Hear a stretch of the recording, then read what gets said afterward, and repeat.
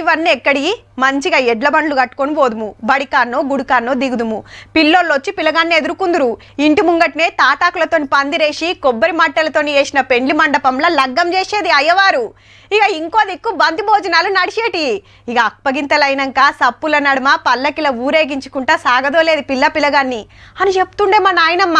కానీ ఇప్పుడు లగ్గాలు ఎట్లయితున్నాయో చూస్తూనే ఉన్నాం. అంతటేమో గాని గీడ మాత్రం గవన్న అస్సలు నడవయంటే నడవయుల్లా.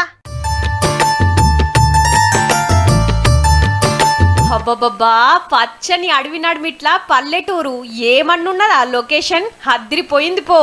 సినిమా షూటింగ్లకు మంచిగా అక్కరికొస్తుండొచ్చు అంటురులే, కానీ ఈడ షూటింగ్లు గీటింగ్లు బందు. హోహో సినిమా కాదుల్లో, పెండ్లీలకు ముందుగాల ఇయాల రేపు ప్రీ వెడ్డింగ్ షూటింగ్లను చేస్తున్నారు కదా, హగో గవ్వి నడువయ్యీడ. అంతేకాదు హల్దీ ఫంక్షన్ గిప్ప డీజే సప్పుడు సుతినబడది. ఆదిలాబాద్ జిల్లా శ్యామ్ నాయక్ తండోళ్ళు వీటికి దూరం ఉంటామని ప్రమాణం చేసిండ్రు.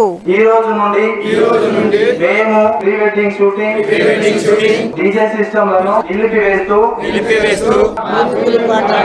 పద్ధతిలో ప్రీ వెడ్డింగ్ షూట్లు చెయ్యం, హల్దీ జరపం, డీజేలకు దూరం అంటూరు. పెండ్లికి ముంగట పిల్లగాడు గలుసుడేంది, ఇంటోళ్ళందరు కలిసి కూసోని చూస్తట్టు లేకుండా ఫోటోలు వీడియోలేంది. చల్ ఇదంతా మన పద్ధతి కాదు, మన ఆచారం కాదు అని పెద్ద మనుషులు నిర్ణయం చేస్తే సై అన్నారంతా. పెళ్లి జరిగేటప్పుడు మాత్రమే వధువుని వరుడు కలిసేవాడు. ఈ రోజు ఒక నెల ముందే, ఒక 15 రోజుల ముందే షూటింగ్ అనే పేరుతో అసభ్యకరమైన ఫోటోలు, దేవుళ్ళ పాట తప్ప మనం ఏం పాటలు పాడం.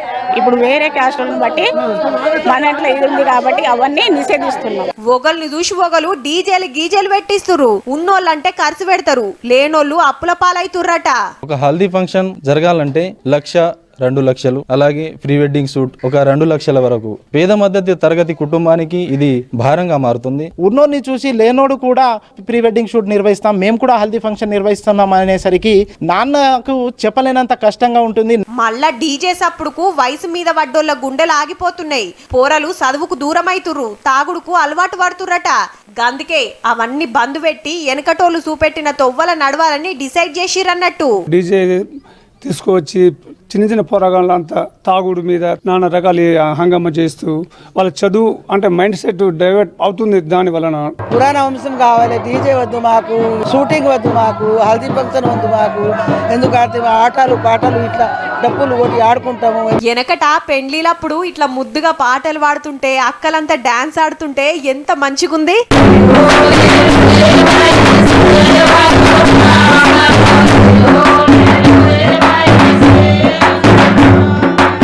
లగ్గాలనే కాదు, పండుగలైనా ఇంకే శుభకార్యాలైనా డీజేలు గీజేలు బందే. లంబాడీలంతా మా తొవ్వల నడుస్తే వెనుకటి ఆచారాలు కాపాడుకున్నోళ్ళమైతం. జరా గవన్నీ బందు పెట్టుర్రి అని కోరుతున్నారు. ఇక మీరు ఏ తొవ్వల పోతారో మీ ఇష్టం గాని వెనుకటి ఆటపాటల తరీకే అలాగుంటదుల్లా.